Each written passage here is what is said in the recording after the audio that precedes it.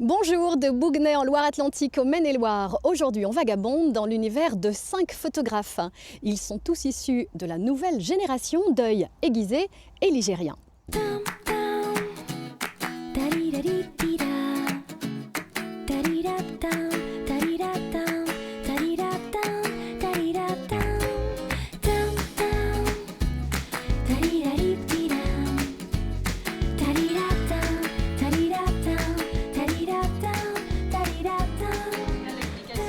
Des femmes sont à l'honneur aujourd'hui devant nos caméras, elles qui habituellement se posent plutôt derrière l'objectif.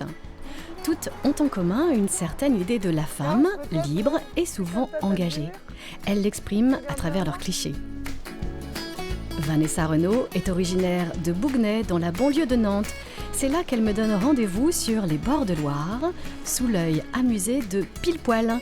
C'est le poney mascotte de son village natal. À la base, j'ai fait des études de communication et puis du coup, j'ai fait mes stages chez un photographe. Et de là, en fait, j'ai préféré rester sur la photo plutôt que la com pure. Et voilà, ça fait presque 15 ans maintenant. Qu'est-ce que vous recherchez en photographie, en fait? Alors, il y a deux parties. Il y a la partie prestation. Donc là, tout ce qui va être mariage, famille, naissance. Où là, on est vraiment sur de la prestation pure. Et il y a toute la partie création. Donc là, du coup, c'est libre d'expression. Et du coup, je travaille avec différents partenaires et on crée des projets autour souvent d'un délire plus qu'une thématique. Alors c'est quoi ces délires, par exemple? On va dans une zone abandonnée, par exemple. Et là, on a des personnes, donc des amis, de la famille qui arrivent, on les costume, on les maquille. Et du coup, ils viennent sur cet endroit, ils sont photographiés. Donc moi, la dernière fois, par exemple, on a pris 10 tableaux bibliques de base qu'on a transposés à l'heure d'aujourd'hui dans une zone abandonnée, en friche. Et du coup, voilà, les costumes sont faits par une amie, le maquillage aussi. Enfin, on réunit tous ces savoir-faire pour proposer voilà, une vision de la société, entre guillemets, en tout cas, une vision un peu décalée, mais qui est la nôtre. Mais voilà, l'idée c'est quand même de bien essayer de rendre naturelle une scène qui est complètement travaillée. Ouais, impeccable. Là, décale-toi un tout petit peu, encore. Décale-toi un peu par là. Voilà, c'est bon. Avec les particuliers, je peux faire des choses très classiques, hein. Ça m'arrive, avec les mariés, ils veulent aller dans un parc, ils veulent aller dans des endroits, voilà, on va créer quelque chose de sympa quand même, tout en restant dans ce qu'ils veulent eux. Mais ceux qui sont prêts à jouer le jeu, on va un petit peu plus loin.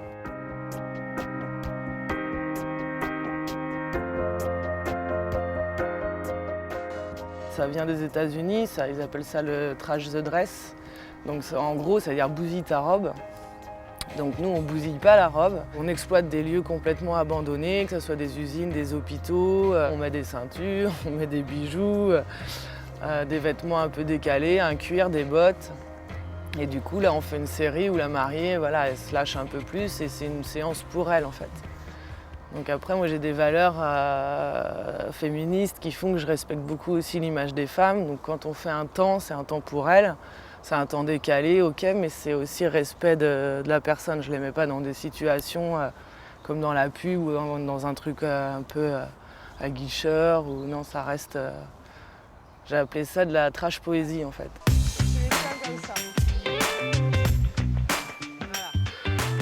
Et la prise de vue mouillée, vous connaissez? C'est un des trucs de Frédéric Réglin, photographe à la chapelle Saint-Sauveur en Loire-Atlantique. Il cherche à capturer l'étrange, l'ailleurs ou l'insolite. 1, 2, 3.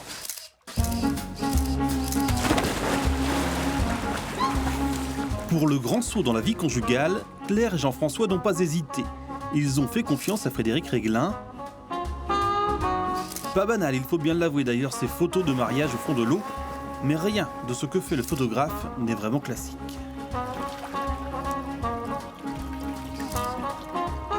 Et il suffit de feuilleter son album pour voir que le personnage porte un regard très particulier sur le monde qui l'entoure. Mais pour obtenir de tels clichés, le premier truc, c'est de savoir régler la sonnerie de son réveil sur les premières lueurs du jour. Là, c'est vraiment le moment où on sait ce qui va se passer aujourd'hui, en fonction de la façon dont le soleil va se lever, en fonction du temps qui arrive de l'ouest. C'est ce qui va décider si on va travailler plus sur le paysage, sur des petites choses, ou rester à la maison. Commencement de cette journée, calme. Calme, le ciel ne m'inspire pas beaucoup, les lumières sont plutôt dures, plates à mes yeux. Donc on va plutôt travailler sur les petits détails de faune et de flore, hein, des couleurs particulières qu'on va croiser dans les herbes, choses comme ça. Là on voit les couleurs chaudes qui se mettent dans les herbes, c'est bien.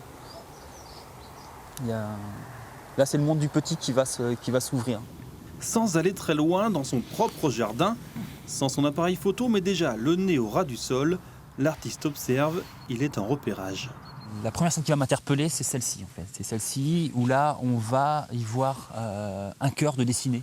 Est-ce que de deux personnes, on va sur une seule vers une union, ou au contraire, d'une personne, on va se retrouver vers deux personnes qui sont séparées? Je ne sais pas.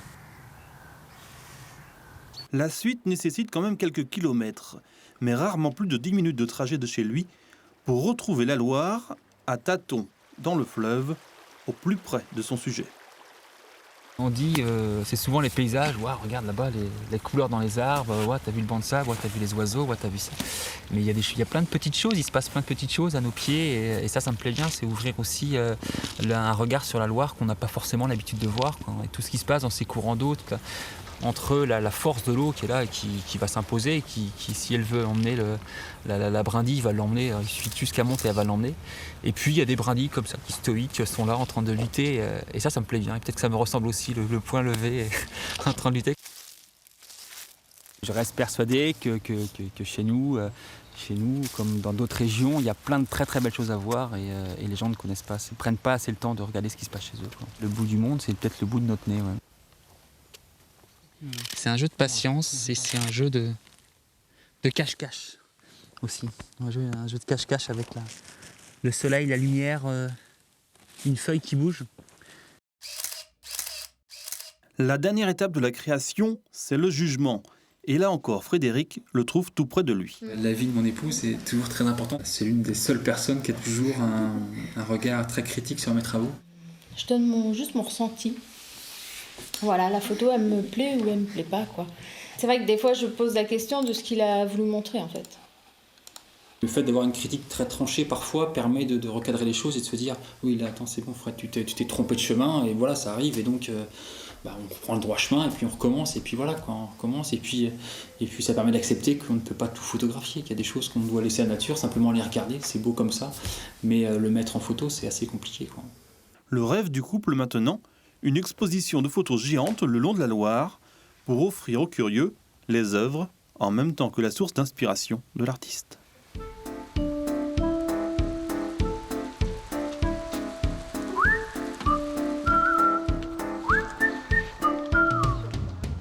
C'était une bibliothèque avant, voilà. Ouais, c'était un bibliobus. Pour vivre sa passion et donner corps à son projet, Vanessa ne recule devant rien, pas même devant ce gros camion. Normal, c'est elle qui le pilote. D'ailleurs, elle n'a pas hésité à passer son permis poids lourd pour emmener son studio à travers la campagne, là où ses clients l'attendent. C'est les mêmes conditions qu'un vrai studio. Après, tout est en mini. Là, j'ai une imprimante qui me permet de faire de l'impression sur place. Donc les gens peuvent venir faire un portrait et repartir avec. C'est du photomaton super sophistiqué, avec Ouais. un œil de photographe. C'est ça. Ouais. C'est ça.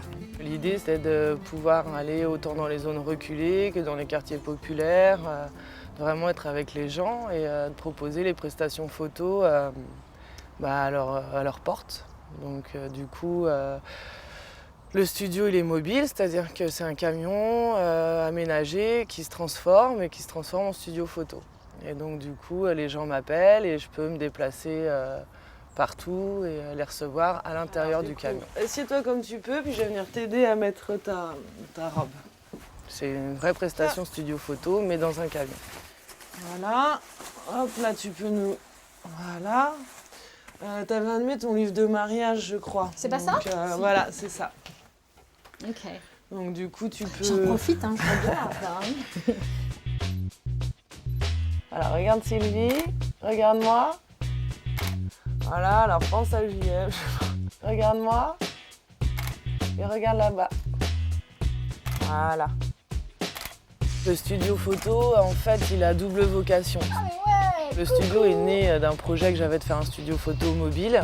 Et du coup, ça devient une boîte à outils itinérante aussi.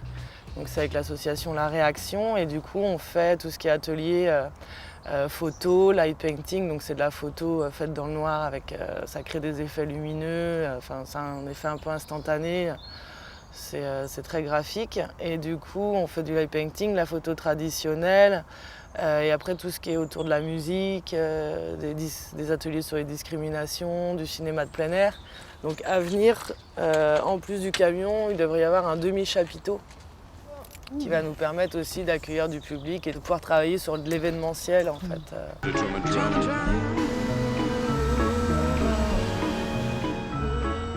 Mon nom c'est Julien Breton, mon nom d'artiste c'est Calam et je suis artiste calligraphe.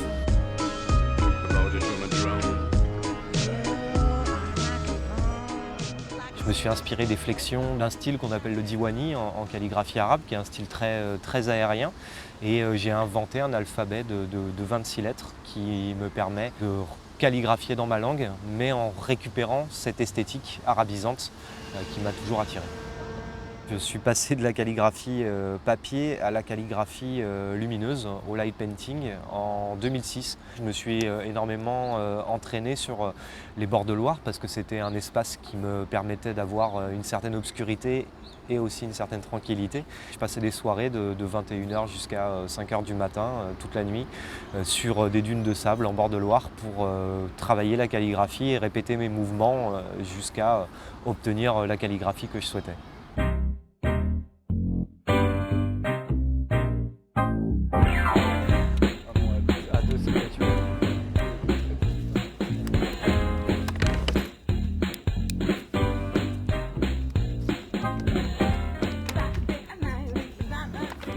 J'utilise des lampes que j'achète dans le commerce et ensuite que je customise avec du scotch noir et de la gélatine de couleur qui va nous permettre de changer la couleur, avoir de l'orange, du bleu, avoir différentes températures de couleur en fonction du lieu qu'on va choisir. Oui. Tu peux tendre ton bras pour voir vers où tu vas. Je vais partir de là. Ouais, vas-y, fais la descente. Je vais me décaler un petit peu pour ouvrir le cadre par là. On a pris le parti de faire un cadrage assez large pour mettre en valeur un petit peu la berge sur le côté gauche, un petit peu l'estuaire sur le côté droit. Et voilà, placer Julien dans tout ça, quoi. Je lui donne une aire de jeu en fait, dans laquelle il va pouvoir s'exprimer. Mais du coup, ce cadrage peut aussi venir renforcer le propos, appuyer certains traits calligraphiques par la composition. On aime bien travailler un moment qui s'appelle Entre chien et loup en fait. On commence à voir les bâtiments qui s'illuminent, des choses comme ça, mais tout en restant assez équilibré et homogène, du coup aussi avec la calligraphie lumineuse, quoi.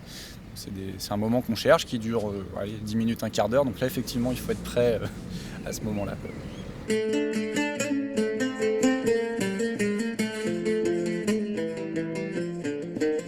C'est bluffant, non? Retour à la lumière, toujours emmenée par Vanessa dans un de ces endroits qu'elle affectionne.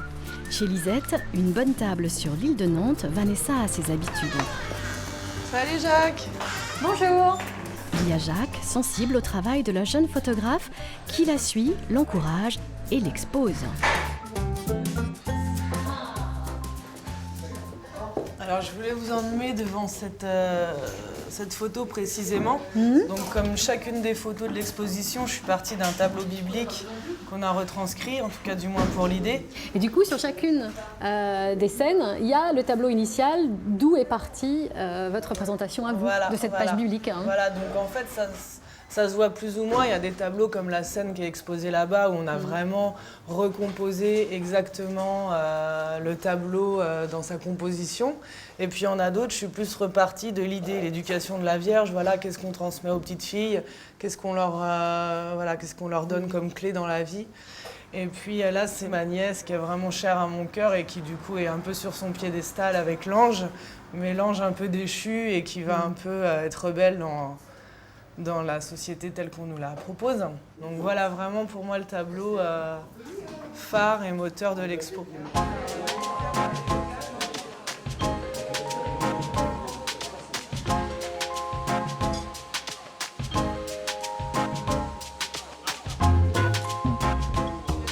C'est un restaurant un peu particulier, on a l'impression qu'il y a pas mal d'expressions artistiques quand même là. Tout à fait, oui. En fait, on expose depuis 9 ans des artistes qui restent à peu près un mois. Et en musique, on a des artistes toutes les semaines qui viennent jouer. Alors comment vous avez rencontré Vanessa? Il y a son travail qui est exposé là. On était voisins et puis c'était une amie d'une personne avec qui je vivais. On en a discuté et puis après, avec le temps, c'est vrai que j'ai toujours beaucoup aimé son travail, donc ça s'est mis en place comme ça.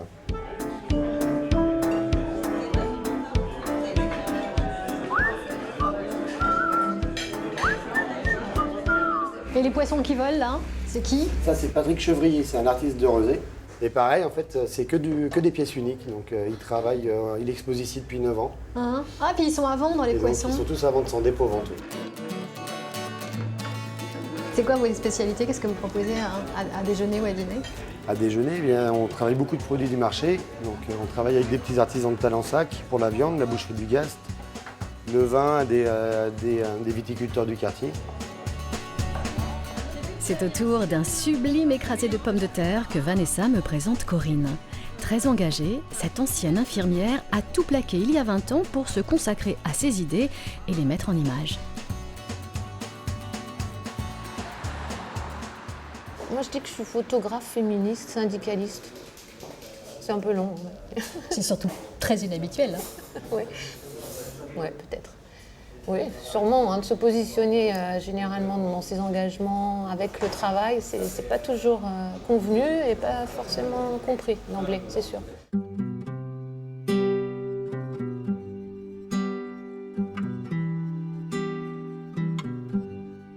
Qu'est-ce qui a fait que vous avez arrêté d'être infirmière pour devenir photographe? J'ai commencé par une pratique loisir, en fait. À un moment donné, je me suis révélée vraiment, j'ai admis avec moi-même que j'avais envie d'être photographe, de professionnaliser. Donc je me suis dit, voilà, maintenant je me donne les moyens. Et donc voilà, j'ai fait une formation après mon premier enfant. Et à l'issue de cette formation, je pouvais passer le CAP de photographe. Voilà, c'était une des choses. Ce que j'ai fait, et pour moi, il fallait que je passe par une professionnalisation pour assumer moi-même de dire je suis photographe. La photographie est devenue le vecteur de vos idées, le porte-parole de ce que vous avez envie de défendre, de combattre, de mettre en avant. Ça a été un moyen, une espèce de dynamique en fait, et qui a fédéré en fait, qui s'est avéré fédéré autour de moi, rencontrer des partenaires, et qui a pu être partagé dans des pratiques, sur des projets, parce que ça parle aux femmes. Quand on leur dit, voilà, je vous propose, on va parler de votre travail. Ah bah oui, il y a des choses à dire. Et quand on est vraiment convaincu de ce qu'on a envie de dire, de ce qu'elles font, et qu'elles ont confiance, mais parce qu'on partage en fait. C'est très moteur et voilà.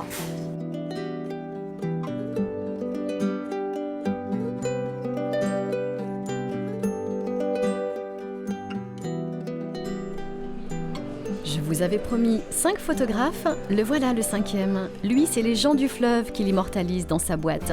Et c'est Yann Perrier qui l'a rencontré. Il y a la Loire, ce long chemin d'eau qui, au fil des temps, a fait le bonheur des mariniers. Il nous reste encore des hommes qui vivent de ce fleuve.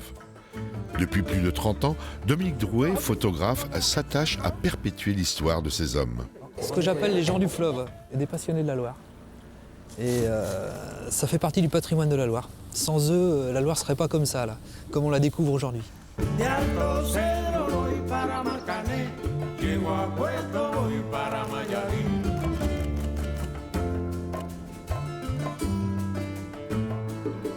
Et puis la Loire, c'est ces ambiances que l'on savoure du lever au coucher du soleil. C'est la patience et puis l'envie de se balader dans la nature et l'observation. On est amoureux de la nature.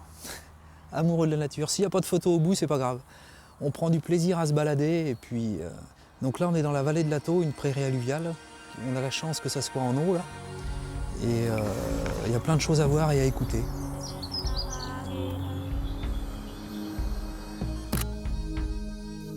La lumière dissoute par la nuit recompose à l'infini son paysage mobile. Pour le photographe, ces changements participent à une approche différente. Et je pense qu'inconsciemment, on prend des repères. Et puis, avec de la chance ou de l'expérience, quand la lumière est là, on est là. La meilleure photo de Loire, c'est celle qu'on n'a pas encore faite. Parce que moi, il y a plein d'endroits que j'aurais envie de photographier, mais il n'y a jamais eu la lumière adéquate.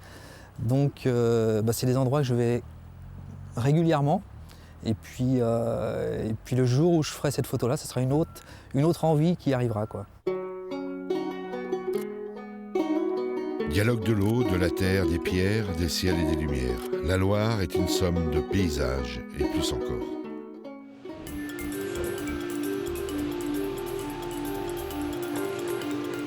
C'est quoi l'histoire de ce livre, Corinne? C'est un livre ou un carnet de recettes ou un album photo? Ouais, c'est un peu tout ça. Précisément, c'est le genre d'objet qu'on peut faire dans un milieu où on décide en auto-édition avec des partenaires de faire ce qu'on a envie de faire, quoi. Comment dire, c'est une association qui a essayé de rassembler l'équipe pour en fait valoriser les projets d'insertion professionnelle de femmes roms dans le village de la Solidarité à Indre, en Loire-Atlantique.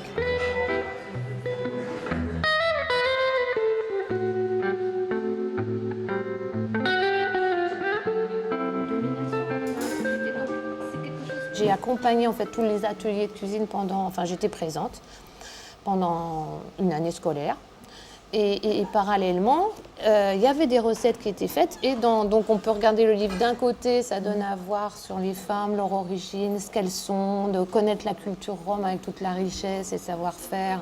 D'où venaient ces femmes aussi pour mettre des choses précises sur qu'est-ce que la culture rome, d'où vient ce peuple, pourquoi elles en sont où elles en sont. C'est très important. Et en même temps, faire connaître les talents culinaires, l'origine des recettes et le partage avec d'autres cultures dans un esprit de solidarité, de métissage. Je dirais. Vous vous souvenez de Médalia? Ah bah oui, Médalia. Alors, Médalia. Médalia n'était pas heureuse avec sa belle-mère. Ça, c'était quand elle était en Roumanie. Elle s'est mariée à 15 ans et demi avec Vassili. Elle est partie vivre dans sa famille pendant 4 ans. Pas de bonne relation avec sa belle-mère.